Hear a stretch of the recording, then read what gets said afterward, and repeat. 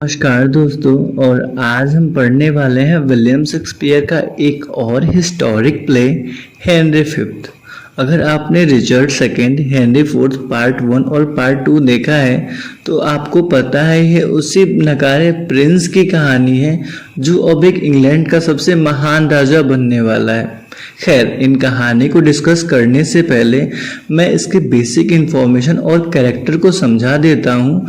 कहानी बहुत इजीली समझ में आ जाएगी। अगर आप वीडियो बहुत ध्यान से सुनोगे तो पहली बार में ही बेस्ट तरीके से कहानी मैं आपके दिमाग में डाल देने वाला हूँ। खैर, आइए बात करते हैं बेसिक इन्फॉर्मेशन की। Author as usual William Shakespeare है। Full title the life of Henry the fifth और जेनरा है हिस्टोरिक प्ले या फिर हिस्टोरिक ड्रामा। लिखा गया था इसे 1599 और इसी के अराउंड इसे परफॉर्मेंस भी दिला दिया गया था। इसका पीरियड है एलिजाबेथन एज और इसकी सेटिंग रखी गई है इंग्लैंड और फ्रांस में। ठीक है, अब इसके मोस्ट इम्पॉर्टेंट कैरेक्टर्स के बारे में हम थोड़ा थोड़ा जान लेते हैं। सबसे पहले मोस्ट इम्पॉर्टेंट कैरेक्टर है हेनरी फिफ्थ। यह सबसे इम्पॉर्टेंट कैरेक्टर है। राजा बनने से पहले इनका जीवन काफ़ी केयर फ्री था, लेकिन राजा बनने के बाद वह बहुत रिस्पॉन्सिबल, डिसिप्लिन्ड और करेजियस बन जाते हैं। ठीक है, नेक्स्ट कौन है? नेक्स्ट है कैथरीन, फ्रांस की राजकुमारी हैं और ये चार्ल्स सिक्स्थ की बेटी हैं और आगे जाकर ये हेनरी की वाइफ बन जाती हैं। ठीक है, नेक्स्ट हमारा कैरेक्टर है चार्ल्स सिक्स्थ। चार्ल्स सिक्स क्या होते हैं? ये फ्रांस के राजा हैं और जब हेनरी फ्रांस पर क्लेम करता है तो उनके अपोजिट साइड में ही होते हैं और काफ़ी तरीके से इस सारे मामले को सुलझा लेते हैं। नेक्स्ट है डाफिन। डाफिन कौन है? डाफिन फ्रांस का राजकुमार है और चार्ल्स सिक्स का बेटा है। यह हेनरी को सीरियसली नहीं लेता, उसका मजाक उड़ाता है और उसके लिए टेनिस बॉल भेज देता है। बहुत एरोगेंट होता है ये। ठीक है, नेक्स्ट है कैटरबरी ऑफ आर्कबिशप। कैटरबरी ऑफ आर्कबिशप कौन है? यह हेनरी को सपोर्ट करते हैं फ्रांस के क्लेम पर। खैर, हमारा जो नेक्स्ट कैरेक्टर है वो है एक्सेटर।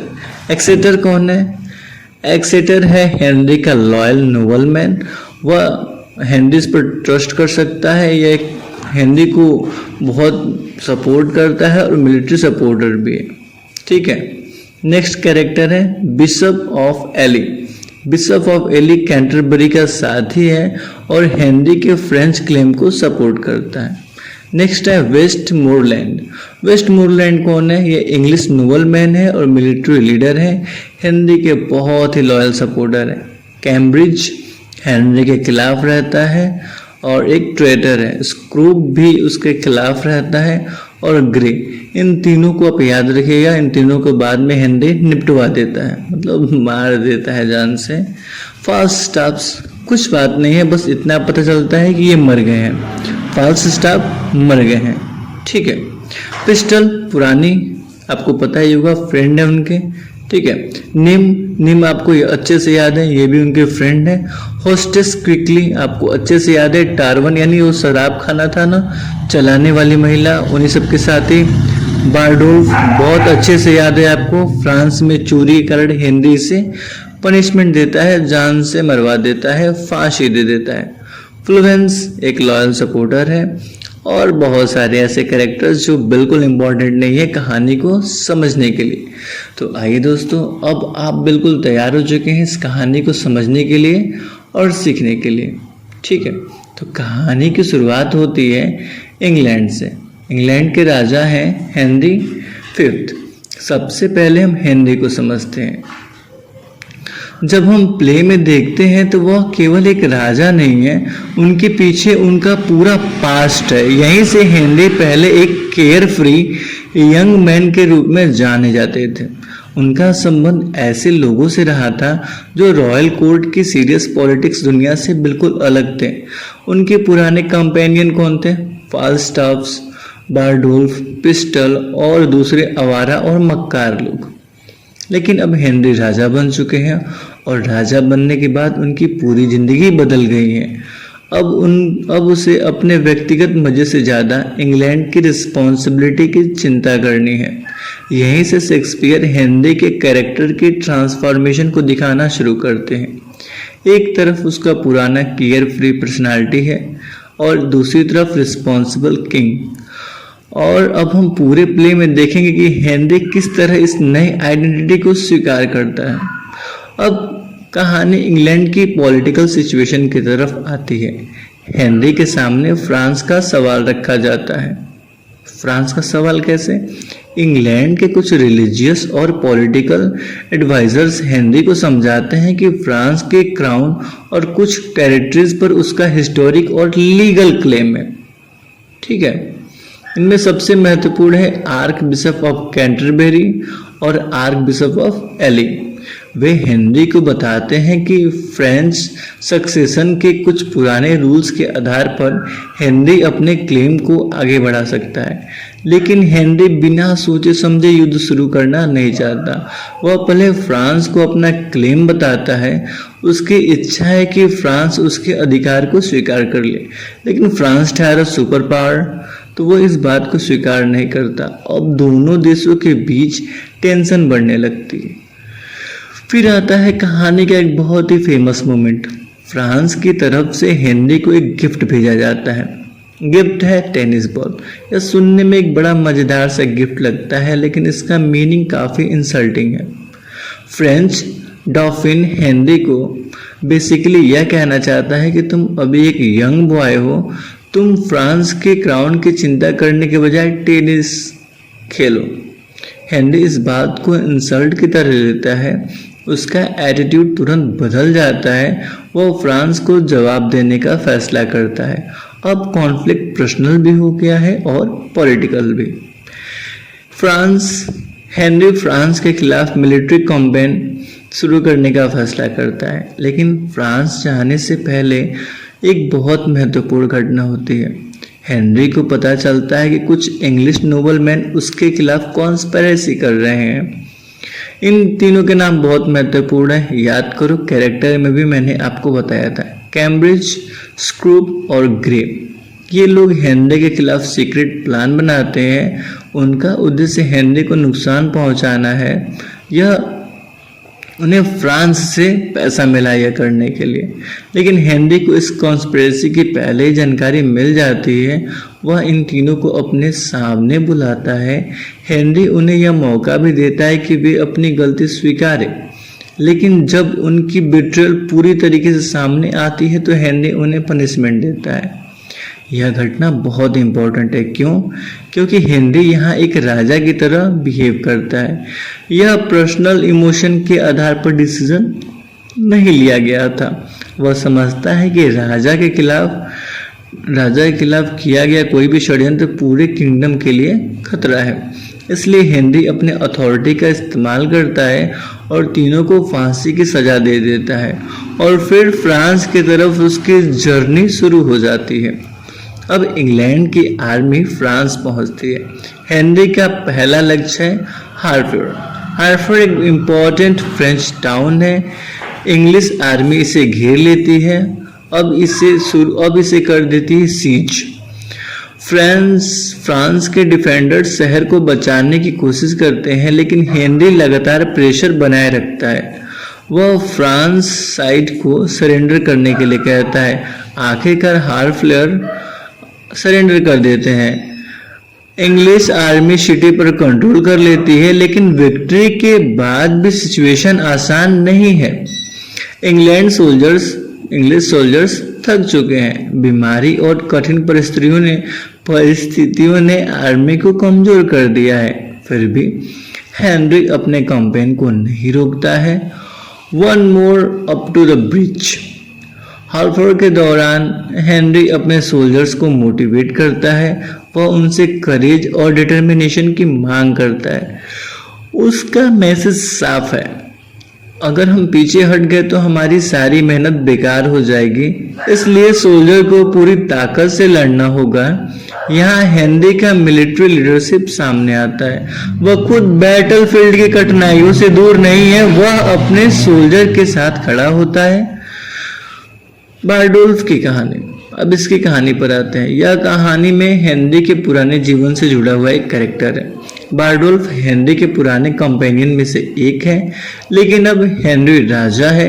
युद्ध के दौरान बारडोल्फ एक फ्रेंच चर्च से चोरी करता है। हेनरी को जब यह पता चलता है तो वह उसे बचाने की कोशिश नहीं करता, वह उसे पनिशमेंट दे देता है। यह घटना बहुत छोटी लग सकती है, लेकिन कैरेक्टर स्टडी के लिए बहुत ही इम्पोर्टेंट है, क्योंकि बारडोल्फ हेनरी का पुराना साथी है। फिर भी हेनरी कहता है कि आर्मी में डिसिप्लिन बहुत ज़रूरी है। अब हेनरी के लिए फ्रेंडशिप से ज़्यादा इम्पोर्टेंट है लॉ एंड ड्यूटी। इससे हमें पता चलता है कि हेनरी अपने पुराने जीवन से कितना ज़्यादा दूर आ चुका है। अब शेक्सपियर हमारे पास कुछ कॉमिक कैरेक्टर्स लेकर आते हैं।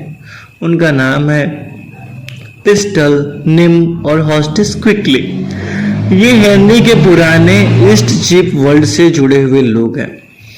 दोस्तों, ये जो पीछे बाइक की आवाज़ आ रही है ना, इन्हें इग्नोर करिएगा। ये कुछ छपरी है जो मानते नहीं है, इनका रोज का ही काम है।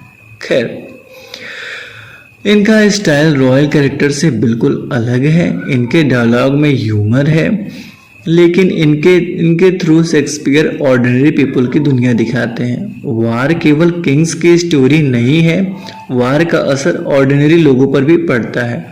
इन कैरेक्टर्स की पर्सनल प्रॉब्लम भी युद्ध की वजह बदल देती है। ठीक है, हॉस्टेस क्विकली की कहानी बाद में ट्रेजेडी की ओर चली जाती है और उनकी डेथ इन कॉमिक सीन्स को एक सैड टोन देती है। कहने का मतलब है हॉस्टेस क्विकली अब मर चुकी हैं। ठीक है, अब दूसरी तरफ फ्रांस में भी युद्ध की तैयारी हो रही है। फ्रांस नोबल्स अपने नंबर्स पर बहुत कॉन्फिडेंस है। उनकी आर्मी इंग्लिश आर्मी से बहुत बड़ी है। ऑब्वियसली वो वहाँ के नेटिव हैं। उन्हें लगता है कि हेनरी को बहुत इजीली हरा दिया जाएगा, ये लड़का बाहर से तो आया है। फ्रेंच नोबल्स इंग्लिश आर्मी का बहुत मजाक उड़ाते हैं। डॉफिन का एटीट्यूड भी एरोगेंट है। फ्रांस को लगता है कि विक्ट्री ऑलमोस्ट निश्चित है, लेकिन उन्हें इंग्लिश आर्मी के डिसिप्लिन और हेनरी के लीडरशिप का अंदाजा ही कहाँ।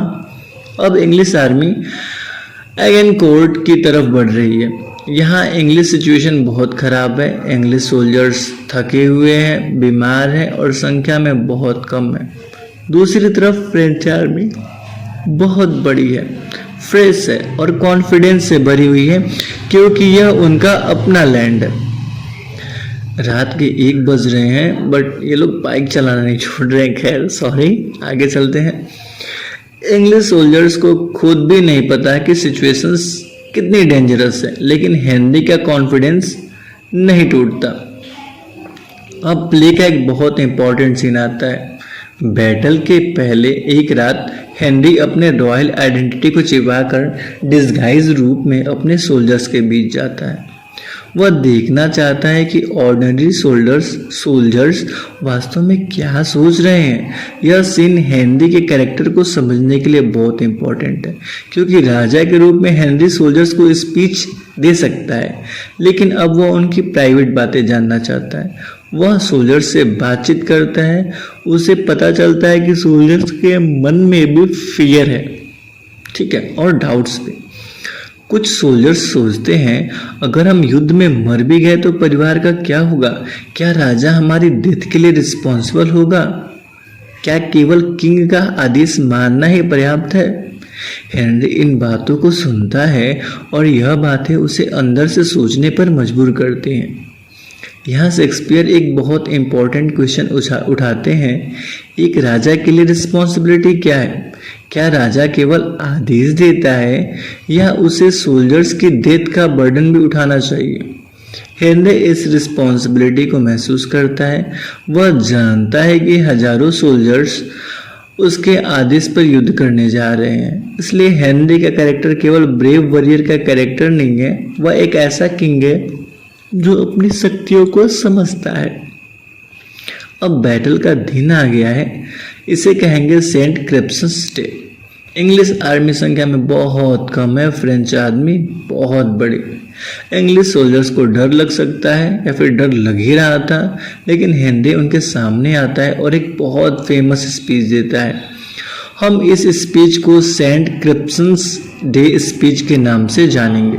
ये एग्जाम में पूछ लेता है कि हेनरी कौन सा स्पीच देगा, तो आप बोलोगे Saint Crispin's Day speech. Henry soldier से कहता है कि आज जो लोग उसके साथ लड़ेंगे वे हमेशा एक स्पेशल ब्रदरहुड का हिस्सा माने जाएंगे। आने वाली जनरेशन इस युद्ध को याद रखेगी और जब लोग पूछेंगे तुम उस महान बैटल में कहाँ थे, तो लोग कह सकेंगे कि हम वहां थे। हेनरी अपने सोल्जर्स को यह महसूस कराता है कि वे केवल ऑर्डिनरी सोल्जर्स नहीं हैं, वे हिस्ट्री बना रहे हैं, और यही बात उनके कॉन्फिडेंस को बदल देती है। अब बैटल शुरू होती है। फ्रेंच आर्मी अगेन बड़ी है, लेकिन इंग्लिश आर्मी डिसिप्लिन्ड है। इंग्लिश आर्चर्स भी महत्वपूर्ण रोल निभाते हैं। फ्रेंच आर्मी को बहुत कठिनाई होती है। उनकी अधिक संख्या होने के बावजूद इंग्लिश स्ट्रेटजी को आसानी से वो ब्रेक नहीं कर पाते। बैटल धीरे धीरे इंग्लैंड के पक्ष में जाने लगता है और पता नहीं मिरेकलसली हेनरी फिफ्थ की इंग्लिश आर्मी एगिनकोर्ट में फ्रेंच आर्मी को हरा देती है और इंग्लिश हिस्ट्री का महान मिलिट्री विक्ट्रीज में से एक या वॉर बन जाता है। अब हेनरी विजेता है, लेकिन वह विक्ट्री को केवल अपनी पर्सनल ग्रेटनेस नहीं बताता, वह भगवान को धन्यवाद देता है। वह अपने सोल्जर्स की ब्रेवरी को रिकॉग्नाइज करता है। यहाँ हेनरी का ह्यूमिलिटी वाला पक्ष भी दिखाई देता है, लेकिन साथ ही वह जानता है कि वार बहुत बड़ी कीमत लेकर आया है। बहुत सारे लोग मारे गए हैं, विक्ट्री के पीछे सफरिंग्स भी है। यह शेक्सपियर के वॉर प्रेजेंटेशन को इंटरेस्टिंग बनाता है। एजिनकोर्ट के बाद फ्रांस की स्थिति बदल जाती है। फ्रांस के नोबल्स को समझ में आ जाता है कि हेनरी को आसानी से नहीं हराया जा सकता। फ्रांस की पॉलिटिकल पोजीशन बहुत कमजोर हो जाती है। अब मिलिट्री कॉन्फ्लिक्ट धीरे धीरे डिप्लोमेसी की तरफ बढ़ता है। हेनरी फ्रांस के साथ टर्म्स तय करने की स्थिति में आ जाता है, यानी अब डिप्लोमेसी से काम होगी। अब कहानी में आती है कैथरीन फ्रांस की प्रिंसेस है। हेनरी उससे विवाह करना चाहता है, लेकिन दोनों के बीच में एक बहुत बड़ी समस्या है। कैथरीन फ्रेंच बोलती है और हेनरी इंग्लिश बोलता है, इसलिए उनका कन्वर्सेशन कई जगह काफी ह्यूमरस हो जाता है।